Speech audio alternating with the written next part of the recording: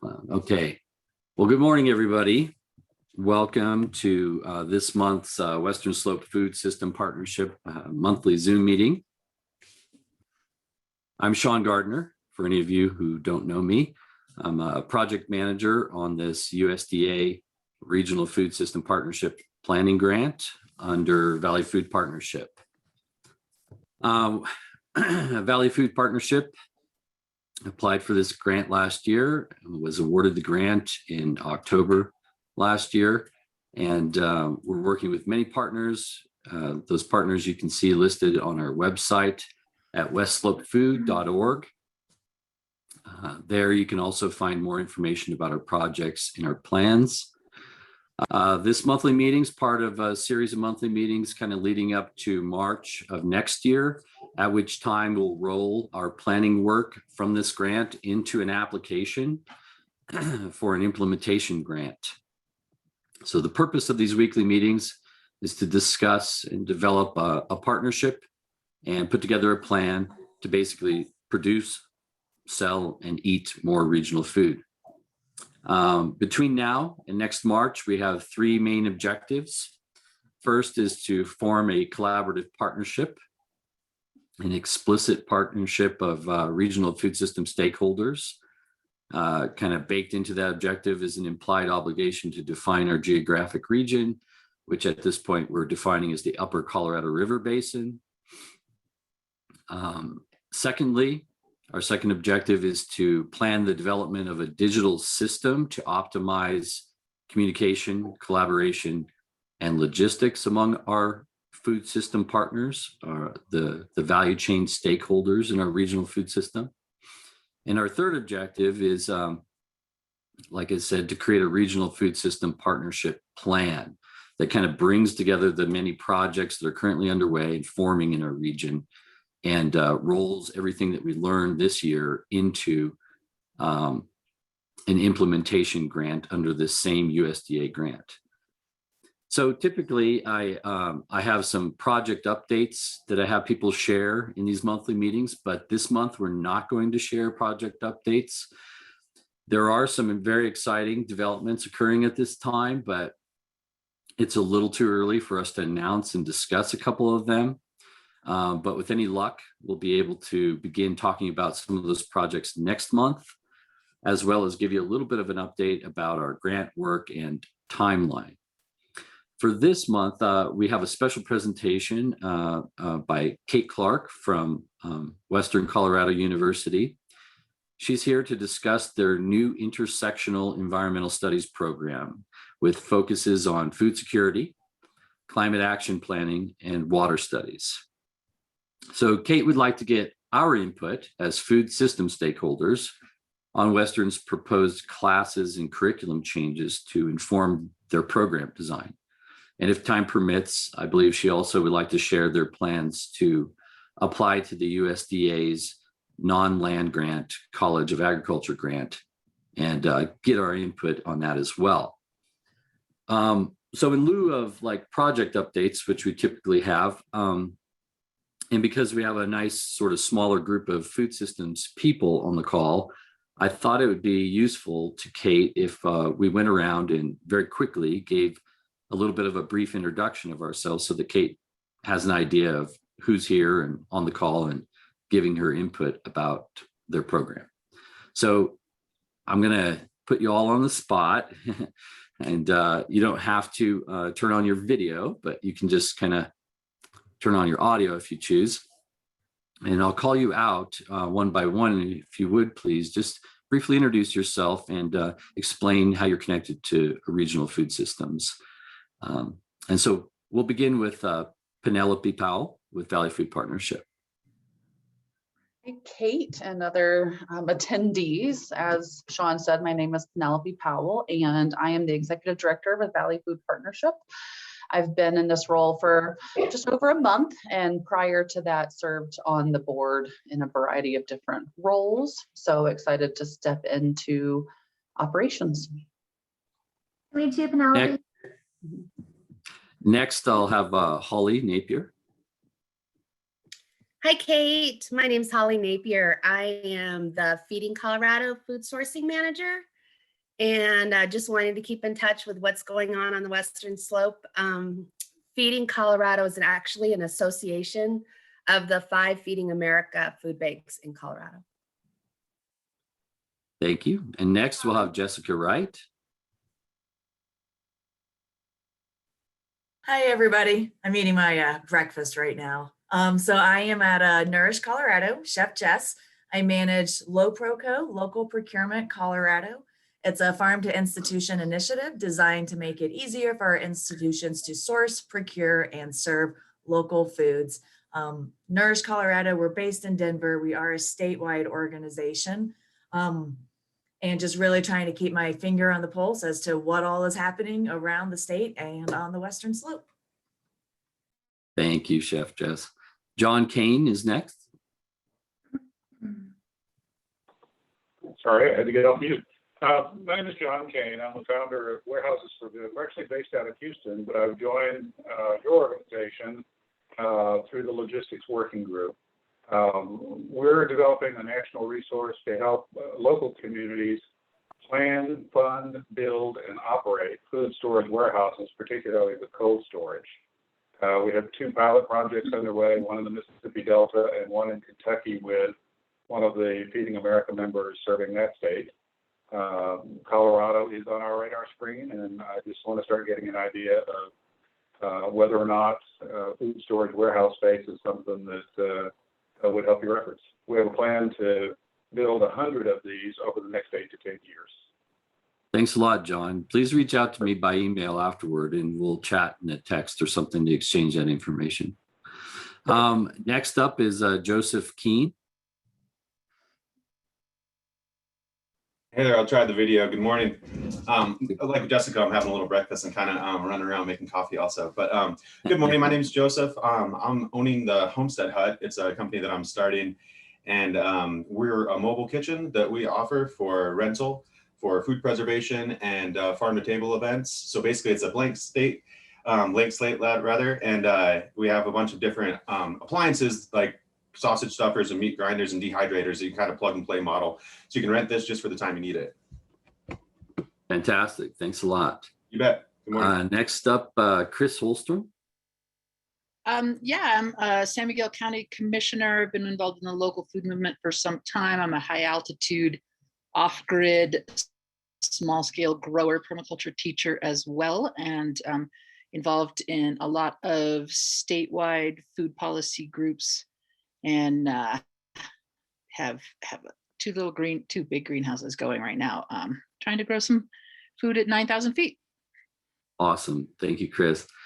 Next up, Christine Carey. I was getting a little excited there with my camera. I don't know what's going on. I am Christine Carey, and I am a marketing communications coach. And I've been helping food entrepreneurs scale their business, try to build their business with some messaging. I've worked with the Telluride Accelerator, and then also with Sean and Barry with Engage. So I've been really connected, trying to understand what's happening on the Western Slope and see where I can help out. Thanks a lot, Christine. And then Paul Alexander. Morning, everybody. I'm Paul Alexander. I'm on the board of Guidestone Colorado and Salida, and also master gardener for CSU Extension. So do a lot of work around that. Own a 45-acre farm ranch just outside of Salida, and also taught at Regis University for a long time. So looking forward to hearing about, from an education perspective, how you're going about this. Oh, fantastic. Well, there you go, Kate. I won't, I think you know Barry and myself, and then you just met Christine, who came on before the call began. So I think you have a sense of who's on the call, and why don't you go ahead and begin with your presentation and let us know how you'd like us to give you input and engage with you. Sure. Thanks, Sean. And thanks everyone for having me. I just had 2 follow-up questions for John and Joseph.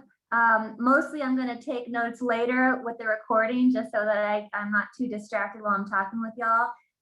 But John, where are the 10 warehouses you mentioned? There are 2 warehouses that we've started a pilot project for. We're a new organization. We've only been up and operating for just about a year. So our plan is to have 3 pilot locations. 2 of them are selected, one in Mississippi Delta, Sunflower County, and then one in Perry County, Southeast Kentucky, Appalachia. We have a local partner that's received a 300,000 square foot warehouse building as a gift in Mississippi. We only need a small portion of that. And then in Kentucky, we're probably looking at about a 10 to 12,000 square foot building. But offline, I'll send you the map that we have been working from that sort of combines some USDA, Feeding America, and census data to help us identify areas where we could have the greatest impact. Awesome. Thanks, John. And I work with master's students across the country, potentially across the world too. So I'll say a little bit more about that and how my students might be able to help you, help aid in that work. And then Joseph, where's your mobile kitchen? We're located in Gunnison. Okay, cool. Awesome. I'm from Gunnison. Oh, cool. Already know. So everyone, I'm Kate Clark. I work at Western Colorado University. I'm the director of the undergraduate environment and sustainability program. And I'm mostly here to talk to you today about changes to our undergraduate program that opens up a lot of space for both climate action planning and food security. And jumping ahead for a moment, we recently found out in the last couple of months that we're going to get about 70% more resources for our program in particular to support these pretty major changes. So we'll see a lot of growth in our program, and we have just some clarity about what direction we want to go in. I'll share with you today a list of classes, for instance, but we're not so developed that it's too late for input. So I was so excited to have a chance to talk with all of you, and I want you to feel very welcome and encouraged to tell us that we have the wrong set of classes, so we need to add a couple of classes, that sort of thing. So please let me know what kind of feedback you have once I give you a little bit of a better sense of the changes. So the School of Environment Sustainability, one of the 2 schools at Western, the other, the School of Business. We've got 3 different programs: the Master of Environmental Management, the MS in Ecology, and then the Undergraduate Environment and Sustainability program. I'm going to go ahead and start sharing my screen now. And I hope you're seeing a schedule. This is a schedule of our upcoming community defenses for our graduate students. So if you're curious. Sorry, Kate, Yes? we're not seeing your presentation. Oh, thank you, Sean.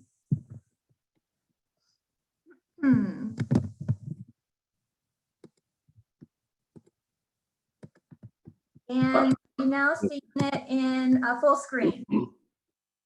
There we go. We got it now. Cool. Thank you. And then just a little larger for you if that text was difficult to read. So this is that schedule of community defenses. This is basically our students' culminating presentation to the community. So very short snippets, accessible snippets of their 600-hour projects in the Master of Environmental Management program. And as I mentioned, our grad students work around the country and around the world. Some of them are here as residential students in Gunnison, but that's not a requirement. So as an aside, I wanted to make sure y'all know that our grad students, we have about 30 per cohort per year, that they're tasked not with a traditional academic thesis, but getting something meaningful done in the real world in connection with an existing organization or firm. We want our students not to go into new communities as would-be saviors, but to really honor and learn from folks working on the ground and aid and support that work. So as you may be able to get a sense just from the schedule, a Master of Environmental Management program is pretty wide-ranging. Our students have a lot of different interests and are interested in developing a lot of different skill sets. And it's very likely that one of our students could work for you and work for your organization. So please don't hesitate to let me know if I can give you a better sense of how to connect with our students. And then I'll also, in the chat, I'm sharing my email address and our website, which would link you to our network to give you an even better sense of the kind of projects that our students have engaged in. Are these projects publicly available there on that website? Older ones are that these students, they're being posted right now. I actually texted one of my mentees who just finished a fabulous feasibility assessment for a composting program in the town of Crested Butte. I wanted permission to share that report with all of you, but didn't receive it yet. So these projects will be available, the written versions quite soon, but the network does have links to, at this point, hundreds of completed projects. Thanks, Sean. And on that note, I'm so glad Sean interrupted me. Please don't hesitate to step in, ask me questions, or even derail and redirect me at any moment. I'd be happy to have you do that. So just a little bit about the Environment Sustainability Program. It's not an environmental science program. It's a much more interdisciplinary, I'd like to think, more comprehensive approach of understanding environmental problems and training our students to have literacy in different disciplines and different perspectives. So the real skill set that they bring to environmental problem solving is making connections and recognizing the insights and strengths of different disciplines, different perspectives, different views, for instance. And I work specifically with the Center for Cold Climate Food Security, a fairly new center within the School of ENVS. And we have basically a two-pronged approach right now. First, we're attempting to build infrastructure to transcend our 60-day growing season. As Joseph and perhaps others in the group know, Gunnison is the icebox of Colorado, really difficult place to grow food. Quite good at animal husbandry. We're really good at growing grass, produce, much more difficult. So our major goal in terms of infrastructure is to raise, at this point, $130,000 in order to put us in a better position to raise a little over $3 million in state funds to build what we call the massive passive. And we call it that because we'd like it to be massive and we want it to be a passive solar greenhouse to give us a chance to grow more on campus, engaging students, and also experiment with green building design. So I'm working with capstone students at Western and also the School of Mines to inform the development of this greenhouse, help us make decisions about whether or not to rely on thermal mass versus a climate battery, that sort of thing. And in addition to the infrastructure, we've got these curriculum changes, and that's the meat of what I wanted to share with y'all today and get your input on. So I mentioned about 70% increase in resources, and this comes with the transformation of our major, which has been called the Environment and Sustainability major. We have an existing emphasis in water studies. So Dr. Jeff Sellen, he's run our annual water workshop every year. Perhaps some of you have heard of that over the years.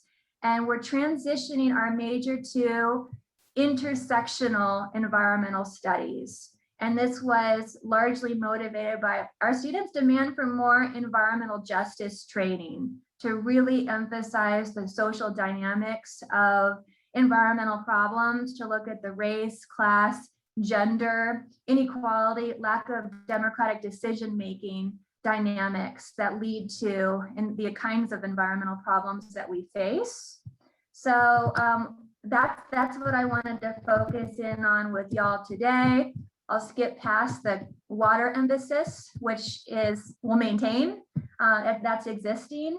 And then I especially wanted to share with you and get your feedback on two new emphases, the food security emphasis and the climate action planning emphasis.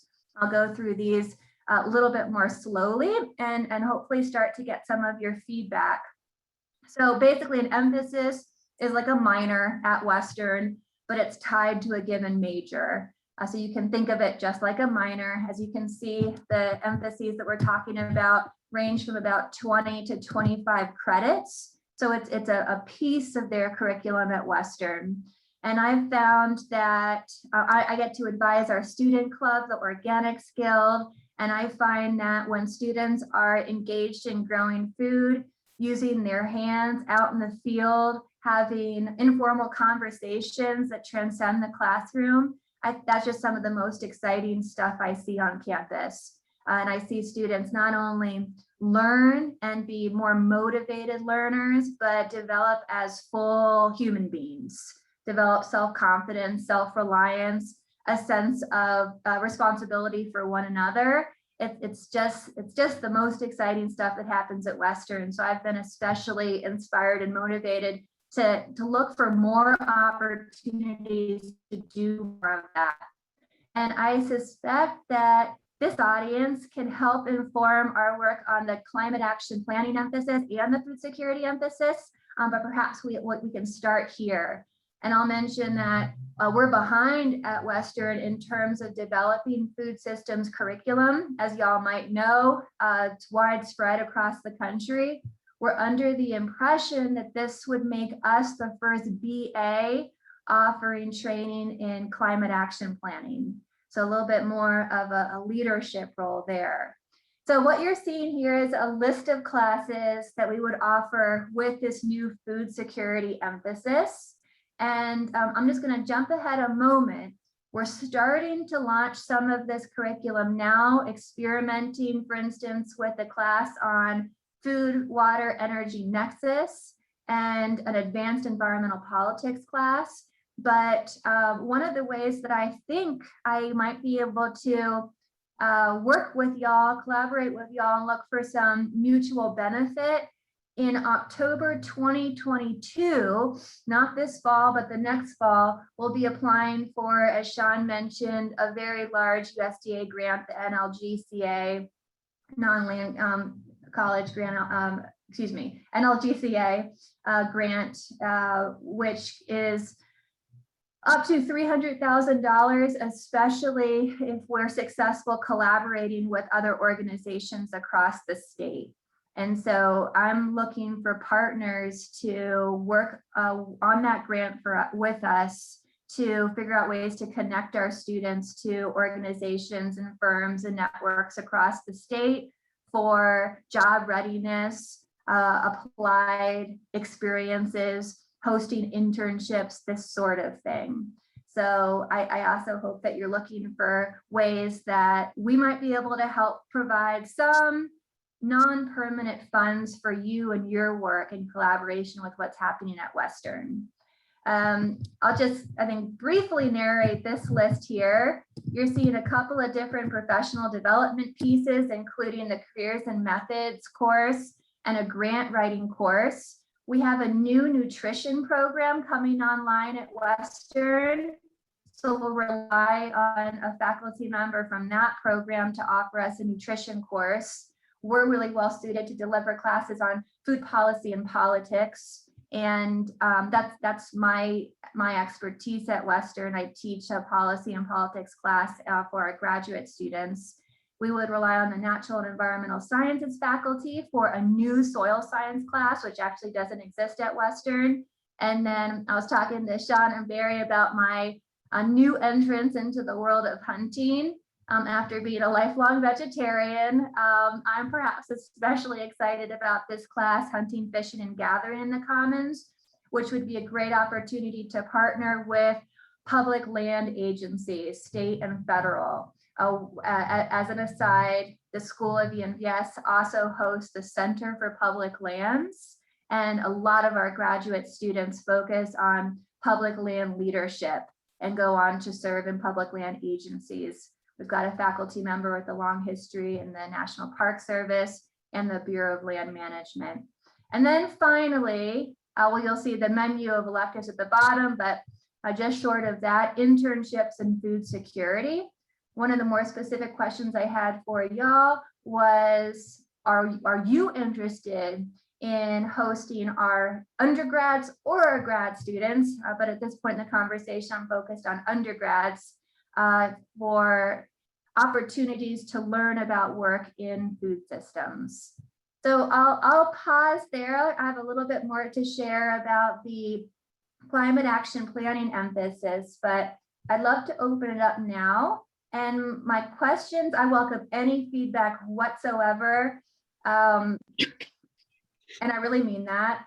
More specifically, I'm looking for feedback on our list of classes. Do you see gaping holes in terms of the kinds of skill sets that you'd like young people to have as they approach your organizations as interns, as new employees, as partners?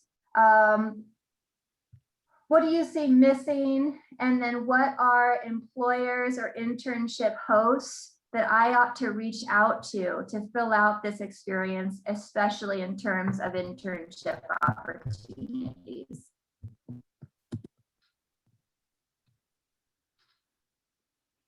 Everybody, that just feel free to unmute yourself and jump right in with questions. I've got 3 myself, but I'm going to refrain and allow you to go first. Well, this is Chris. Kate, this is really exciting. We actually have one of your grad students living here on the farm, Chris Mettery. He's working on a local climate action plan. So he's here, and he's an early bird. He was out at 6:15 this morning. So the one thing that I don't see in here, and maybe it will be wrapped into some of these classes, is some sort of business planning. Because I think a lot of young farmers or new farmers, sometimes even old farmers, ranchers, lack that going into it. In terms of the internships, I also, at my Thompson farm, I mean, we've had interns for I think this is 26th year here. Love it, have a lot of input to different, to how that can work for us and maybe for others. I'm sure that I think it's Paul from Guidestone will have more. We've had conversations with them years ago about all of this actually. And I'm hoping that your soil sciences class will be along the lines of David Johnson, Elaine Ingham, Christine Johnson, or Christine, what's her last name? Anyway, the more microbial focused. I think not get away from sort of the standard, or at least standard when I was in college, which was a long time ago, soils. So really, I love the fact that it's soil sciences for food production. I think that's great. So I think you have a really strong foundation, and I'm sure I'll come up with more, but I'll shut up for now. Thanks. Thank you so much, Chris. That's very, very helpful. Yeah, I'd agree. This is really exciting. Go ahead, Paul. Just say real quick, this is really exciting and love to learn more and work with you on this.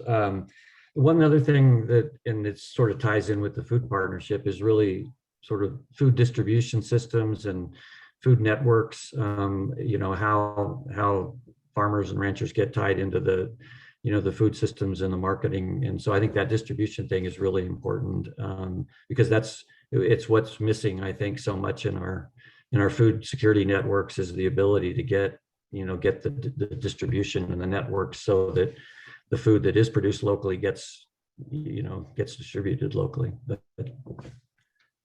Thank you, Paul. And I want to pause on that. I've thought a lot about that has struck me as a skill set that's necessary, and the sort of work that I think our students tend to be well trained for. Could Paul and anyone else help me think of some of the terminology, some of the words that I should dig deeper into to get a better sense of exactly what piece of distribution our students could work on? Well, think about that and can send you some thoughts. Okay.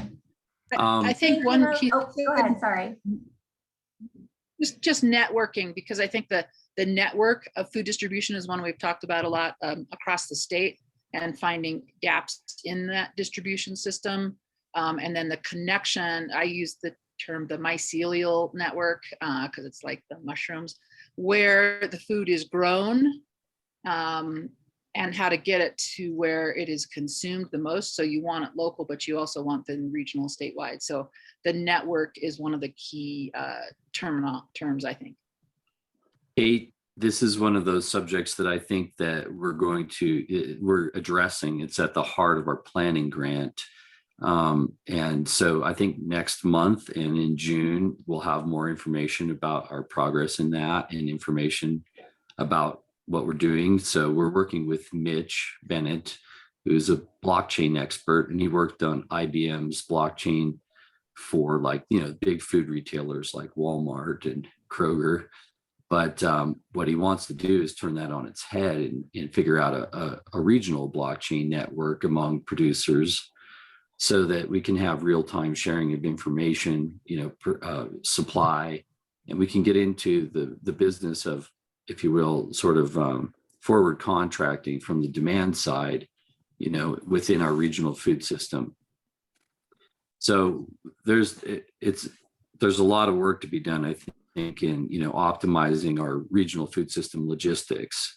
There's trucks running around that aren't full, and there's production that's not really matched to demand, and things like that. And there are several other groups. I mean, Mountain Roots is working on a little bite out of that puzzle, and then Margaret McRoberts was scheduled to be on the call here, and she's not, but she's running that weekly call among food hubs throughout the state, and this is very much at the heart of their conversation. It's emerged to the top, the distribution logistics and how to optimize that. And I mean, we've made very strong appeals to Don Thilmany and Becca Jablonski at CSU to also, who are ag economists there, to really get in the ring on this issue, because it's really at the heart of how we can best support our food security efforts. So just FYI, we can talk more about that offline. And just to really quickly piggyback on that, Kate, I think a good organization would be Farm Runners to connect with as far as internships and really understanding that from an intimate level. They're homegrown. They're connected to, retailers, to food hubs. They really understand it on a very unique level, and they're growing by leaps and bounds. And, they really struggle sometimes with finding people to work for them that are in line with what they do and things like that. So that could be a really good relationship. Matt and Emma, I know them really well. Sean and I have worked with them. They're right here in our backyard. So I'm happy to connect if you see a need for that. Absolutely. Thanks, Barry. Thanks. I'd also suggest that you reach out to Robinson Fresh. Is that a familiar name to you? It doesn't. Robinson what? Robinson Fresh, Fresh. They're part of the C.H. Robinson Trucking Company out of Minnesota, and I believe are the largest distributor of fresh food in the country. They have just an extensive national network of warehouses, processing facilities, and trucking, and do engage in the kind of things that John was talking about, forward planning, even to the extent of helping some farmers purchase their inputs. So they would certainly be a good source of information. I'll also fill you in on a couple of the other contacts we've made offline, because there's a few there that would certainly help you with the distribution system. One quick off-topic question for Paul: has the old Vic made it through the pandemic? Is the what? The Vic downtown. Oh, yeah. It's for sale. Oh no. Okay, my sister's up in Buena Vista, and niece had worked at Vic for a while. Great place. Yeah, it is. It is. Sorry. I might chime in here with an issue that keeps coming to my mind as a person. For the last 3 years, Barry and I have worked in economic development in Delta County. And at the heart of that was to try to foster entrepreneurship, in particular among food and ag entrepreneurs. And, something that we quickly realized is that we're just in a very isolated geography. We're kind of like an island. We're separated 4 hours from like the Denver Front Range kind of group, and then 4 hours from Salt Lake, and with mountains and desert in between. And so, that's our distribution struggle. Plus our agriculture is of an economies of scale that's just, dwarfed by, Kansas and Nebraska and stuff. I mean, we're just not, we have very small family farms. A large farm or ranch out, a farm out here is, 200 acres or something, so, another part of the picture is just the enormous amount of population growth out here, so the pressure upon our land, the demand for our land, and the speculation that's happening in our land and the escalating values of our property, our real estate. And then our water is in enormous demand downstream, the whole Colorado River basin. And so we have enormous demands on our land through population pressure, enormous demands on our water. We have climate change. And to get a really kind of effective regional food system, we need some scale. You need to be able to have, product in certain volumes to really sustain ourselves, from our own food shed. And one of the kind of gaps I see a lot of times in food systems thinking is like, how do we engage the commodity growers? Like they hold a large portion of the agricultural land, and in many cases they're aging and they have no successor because their children can't really make a viable living doing farming the way that their parents did it on the land. But that's a lot of land there. And it's very prone to going into sale, into residential development because of the increased population pressure. People want to move out here and have the lifestyle out here. And I feel like, there's something there to be innovated. And I think of groups like the Agrarian Commons, or I think of, I forget the guy's name, Chris, what is his name, from Sylvanaqua Farms out east there, where they're looking at things like community land trust. How can the land move from private possession and from the possession of people that are looking at it for, investment interest into the community taking possession of it in perpetuity for agricultural purposes? And then we just bring that land under a whole sort of new paradigm of land stewardship, where we're growing food for ourselves, for our region.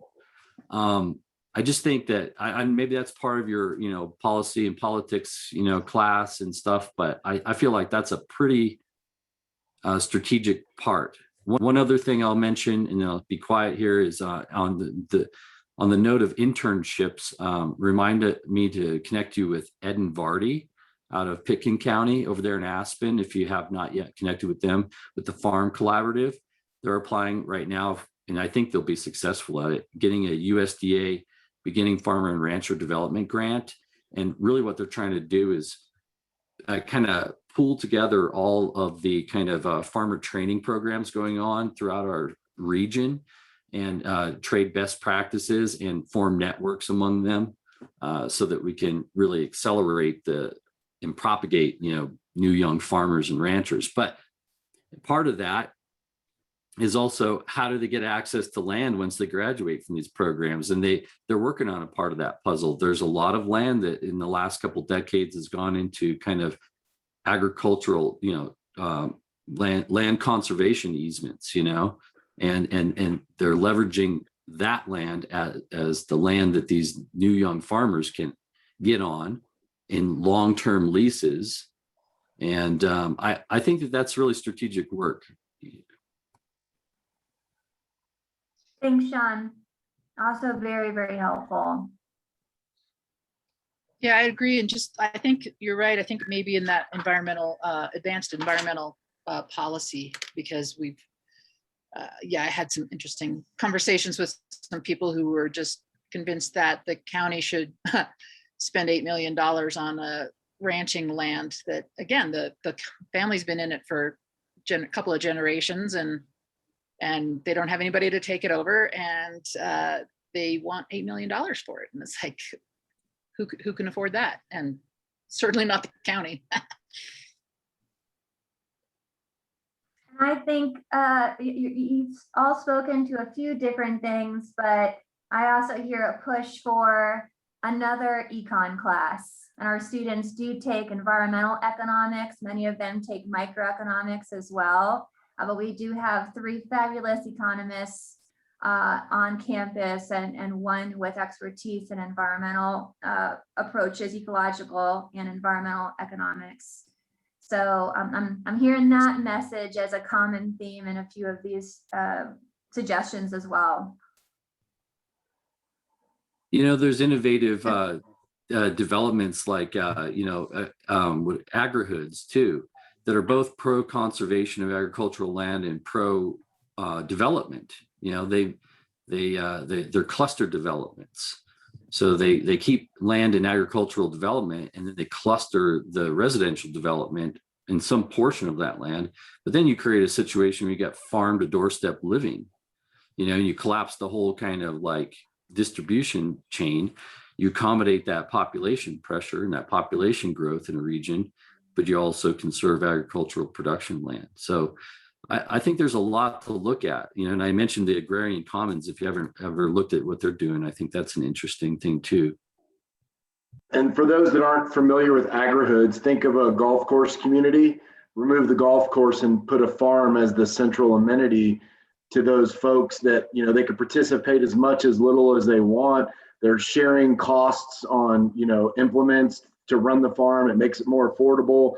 And there's all kinds of different models. We're actually, Sean and I have been heavily engaged in this, and we brought an agri-hood. I wouldn't call him a developer, but he's the guy that doesn't own the land, but he's the one that develops the model and runs the farm. And we spoke at the Food Farm Forum, and we're actually working with a local RV park that has city water, city sewer, and potentially turning that, you know, it's a very unique property. He's got basically an RV park with roughly 17 acres of farmable land in the middle of it, and, you know, almost a quarter of a mile of riverfront as well. So it's a very unique property. And if you've seen one agri-hood, you've seen one agri-hood. You know, they're developing in very different forms. You know, outside of Atlanta, there's people that are buying up big swaths of land that don't want to live in the city anymore, and then they're developing these agri-hoods and putting McMansions on them. That's not really what we're into, but it's still conserving that land in some way. But there's lots of more reasonable, economical, affordable housing type developments that are doing that. So it's a really unique way to look at it. And the reason I think Sean and I looked so heavily at it is, you know, what's happening here in Delta, you know, all these coal mines closing, things happening. These farmers don't have succession plans. And then, you know, all of a sudden you've got in the middle of farmland, you've got a cul-de-sac community. And once those dominoes start falling, I grew up in Kansas. It's unrecognizable where I grew up. The farmland is all gone. It's strip malls and brown houses now. And you know, those developers come calling with pockets full of money, and it's hard when they don't have a succession. That is their succession plan, is the value of their land. And that's why, you know, I think, Chris, you're seeing an $8 million price tag, because those developers and these people coming into our communities have driven that farmland up. So I just wanted to sort of, for those of you that aren't familiar with it, take a look at it. It's a really unique way. And out here in rural America, I think it's something that we really have to take a look at. Thanks, Barry. Which also should be in your policy class, because zoning and rules on how on development is variable from county to county. And so just, you know, being able for the students to know that that's an issue would be good for them going out. Thanks, Chris. Yeah, and if I'm sorry. I cut someone No, off. go for it, ahead. Jessica. Yeah, so just within the policy realm as a whole. I think it's, if you're not already covering it, just the role that institutional food plays and how the policies that drive how they procure their food actually really affects whether or not they're able to support local and regional food systems, and actually is almost more of this money is being directed to big food and big processed food companies. And so there's a lot of opportunity to really get these students engaged in policy, to start shifting these policies that are happening at the institutional level, especially in a K-12 environment where they're effectively being de-incentivized to buy local products, and it's making it a challenge for them. So that's one big area that we could go down a rabbit hole with, and I'm more than happy. Nourish, we're very big on the policy side as well within food systems. Another thing to consider is, I'm curious like how linked in you are with the school districts within Gunnison and just within the region, because there's a lot of opportunity to really change the culture of these school districts to where the students, the teachers, and the food and nutrition services departments are owning their role as an anchor in their community and being able to really be a driver for change. So I can connect you into the districts in the region. I know Gunnison is really looking to shift how they are procuring local foods and building up a big, strong infrastructure on that side. And a lot of school districts tend to have land that is available to them that they have not built a school on, and it's just sitting fallow. So if we have the opportunity to actually get school districts partnered up with their ag teachers and the Future Farmers of America groups and get these kids growing the food as well and starting to get them excited about it at the secondary level, there's a lot of opportunity to just keep re-envisioning what this could be. But I will. Awesome, Jessica. That was quite a pep talk. I really appreciate those comments. You're so right. This is at this point just a huge missed opportunity for the Center for Cold Climate Food Security. So I extremely appreciate that nudge, and I'll accept that challenge. Thanks. Oh, quick, I'll just to echo a couple things. I agree with Chris regarding the practicality of the information that they learn in these classes. I think is really important. With the business planning, when you're going to go to a bank, you need to have a thorough business plan, and understanding and speaking the same language as them. It's the first impression is so important. With what Jessica said regarding the school systems, it's pretty amazing. Sometimes it's as simple as having the food just cut the way that the chefs in the school system want it. And so if the growers know that if they cut their zucchini in half, that they might be able to sell it to the schools, that's as simple as that sometimes, if they can get approved.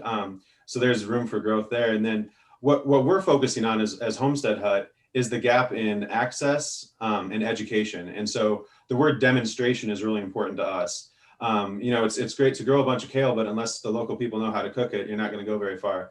There's this new push in Colorado for potentially growing a lot of pulse crops, which is a fantastic idea because of their profile for the environment and how healthy they are. And Kate, as a former vegan, I guess, they're really good in protein and all that. And so lentils have a long ways to go as far as getting on the Americans' kitchen table. And so demonstration is a lot of where we see ourselves growing, because I think that's a critical point that's missing right now.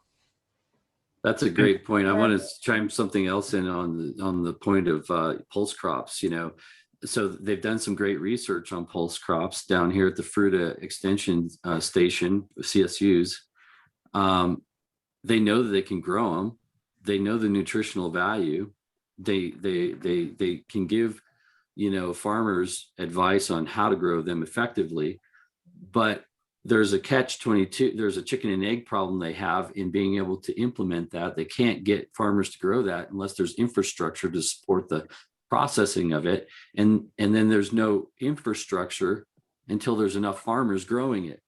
And so, how do you crack those sorts of problems?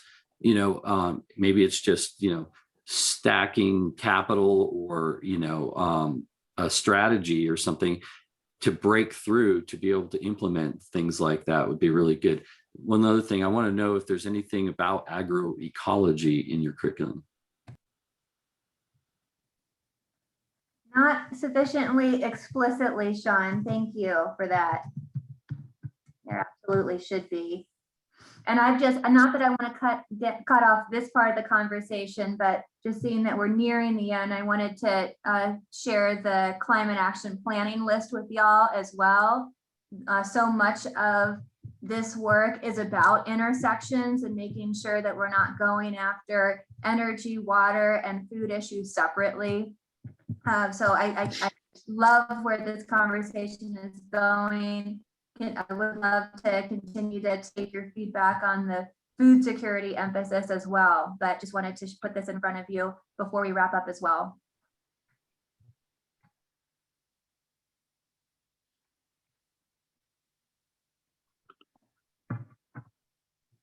Thanks, Jessica. I see your attachment.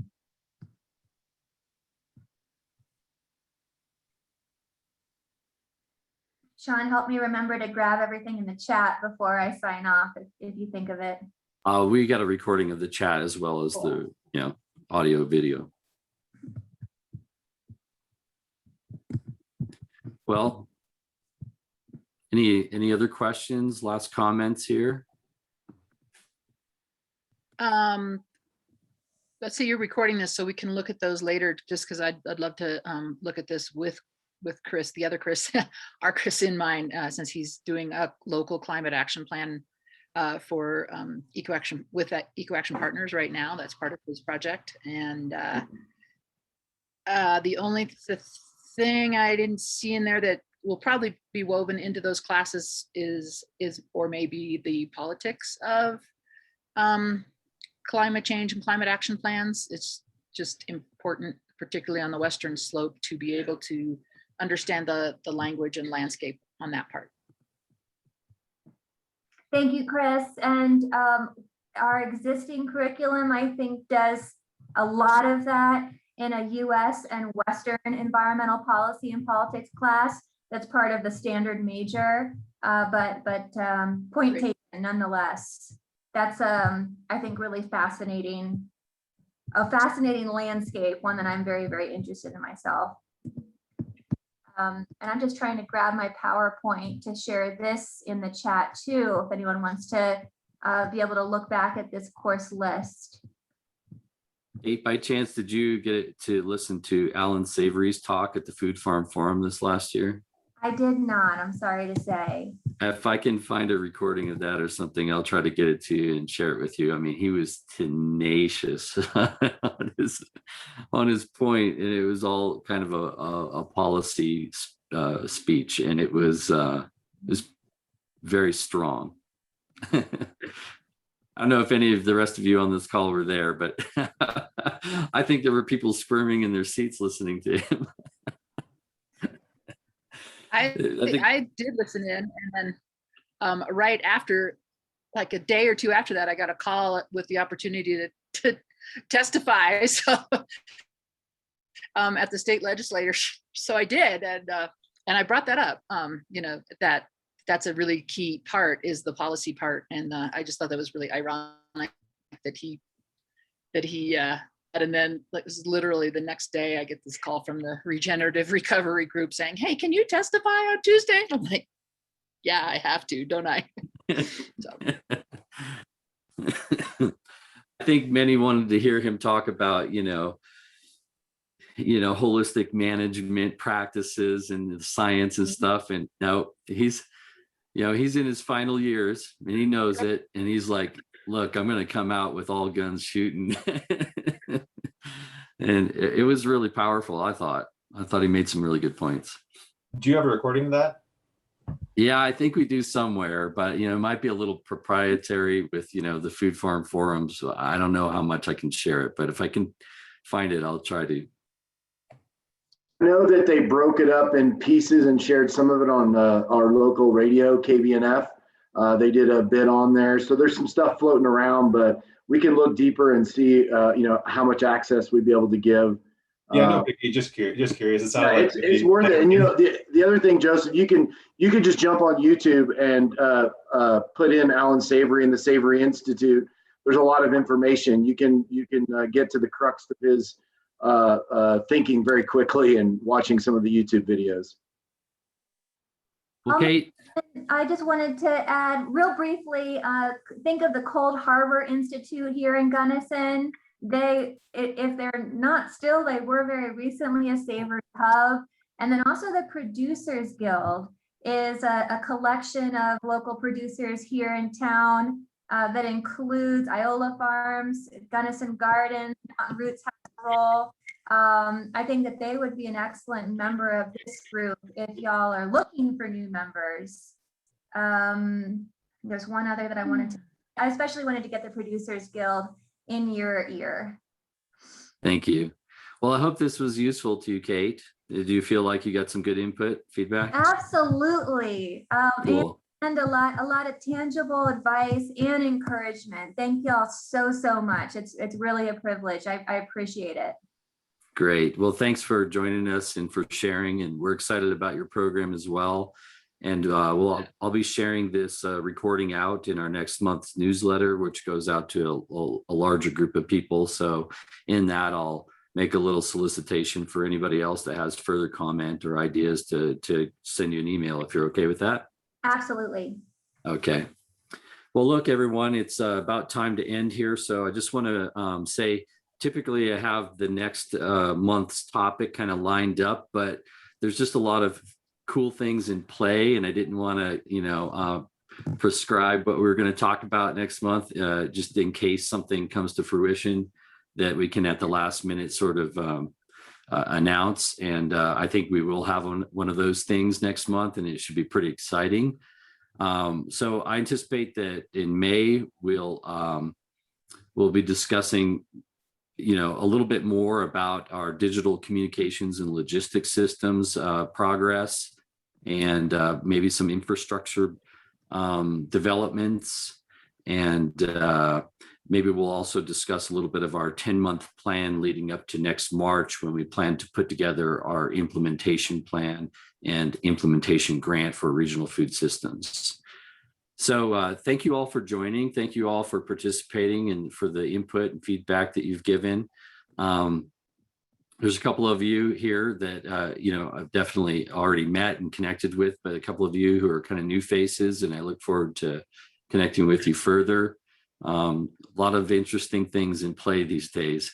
Seems like COVID really kind of kicked up, the dust on all sorts of food security, and also supply chain issues and all sorts of things. And there's just a lot of spinning plates right now. And so it really wasn't planned in the original crafting of our regional food system planning grant to incorporate or include all these things. But of course, that's what we're pivoting and trying to do right now. It's like, how do we bring all these great studies going on, great initiatives, infrastructure projects and stuff together in our regional food system partnership implementation plan by March next year. But we'll have more on that next month. And so thank you all for joining, and have a great rest of your day. Thanks, everyone. Take care.